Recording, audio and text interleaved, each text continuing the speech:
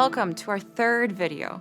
In this video, we will dive into the practical details of the co-sponsorship program.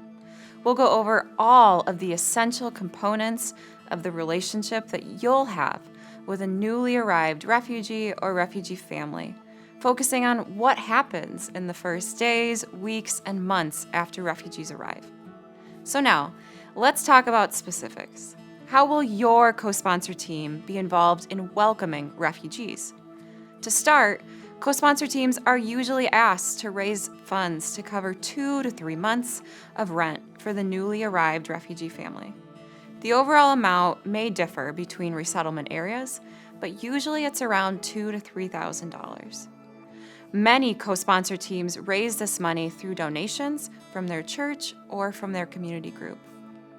Once an arrival date is set for a refugee or refugee family, the first big need is securing and furnishing housing. Depending on the Bethany location, your team may be asked to assist with identifying a safe and convenient housing option. This may include facilitating the process of leasing a house or apartment for the incoming family. Housing should meet federal requirements and standards and should consider the appropriate number of rooms given age and gender. Ideally, refugees will begin to cover their own housing expenses as soon as they find employment and move towards self-sufficiency. The timing of this can vary depending upon how many adults are in the family, if they're able to find work, childcare needs, and other necessary expenses. So once a home is secured, it needs to be adequately furnished with things like beds, sofas, tables, chairs, lighting, and other similar items. Now, aside from furniture, new refugees also need a variety of personal hygiene items, cleaning items, and general household goods. Think about all the items you use daily. Groceries are an additional need. Grocery shopping can be completed for the family the day before or the day of their arrival. Certain refugee families might have specific food preferences based on their culture or religious background. For instance, some families might only eat halal meat and avoid pork. For these needs, a Bethany staff member will communicate about what your team needs to cover and what Bethany will provide. As with the entire resettlement process, please be prepared to be flexible. Remember, most refugees are arriving in the U.S. with only a few suitcases that contain clothing and maybe remnants of their former home. And they'll need your support to obtain many essential items to really begin their new life. When the refugee family arrives at their destination airport, they will be hungry and tired. A caseworker and interpreter will meet the family at the gate. Your team isn't required to attend the airport arrival, but we do strongly encourage it. The refugee family may have what's called a U.S. tie, meaning family or friends who are already living in the same area, that will come to the airport to welcome them. If they do this, the information will be communicated to your team prior to arrival. If Bethany staff are aware of the potential for a large group at the airport, you may be asked to only send a few representatives from your team to reduce congestion at the airport. Now, at the airport, a great way to welcome the new refugee is to create signs that say, "Welcome." Immediately following arrival, they will pick up their bags at the baggage claim and go to their new home. Bethany will communicate transportation needs to your team prior to the arrival. If there is a U.S. tie, there may not be a need for additional transportation. If the refugees don't have that local connection, Bethany staff may ask if a member of your team is willing to assist with transportation from the airport to the refugee family's new home. A quick note before we continue. Because the refugees are Bethany clients and to protect their privacy, we ask you to be careful about taking pictures of them.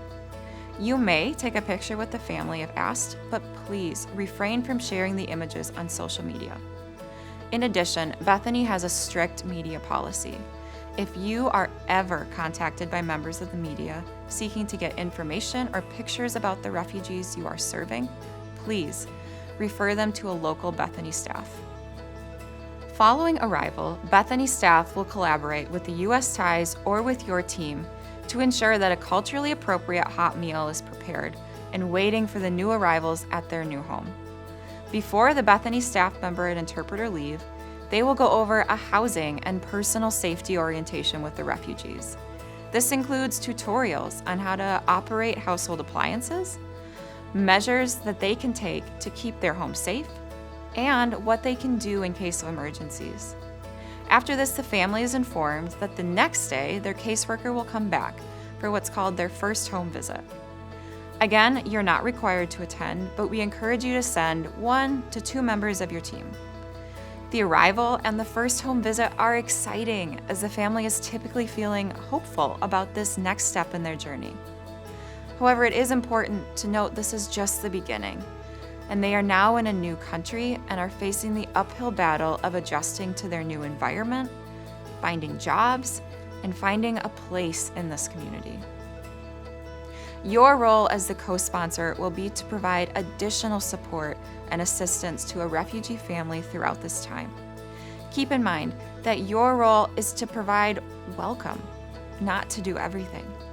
It's impossible to do all and to be everywhere, so please reach out to a Bethany staff member if you feel overwhelmed. Throughout your 180-day commitment, I encourage you to maintain balance in your life. So let's meet a former Bethany co-sponsor and learn more about their experiences.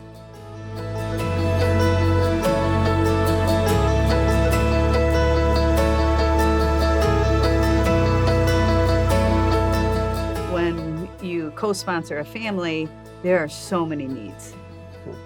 And so that balance of who needs me the most, and I have responsibility to my family and my life as well. And so really be in prayer that it's not my job to totally help them, to analyze what I'm able to offer. I go into this and I think, I don't know what I'm doing.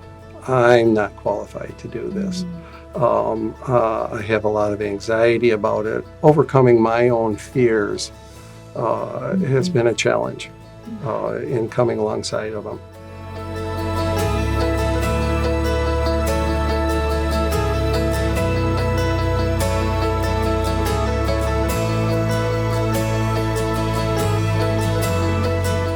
As you heard in the story, co-sponsorship is valuable for both the refugee family and the co-sponsor team. It's so exciting to see individuals step out of their comfort zones and to welcome a new family into their community. Now, in the following video, we will talk through more of the details of the co-sponsorship commitment. Thank you for joining us on this journey.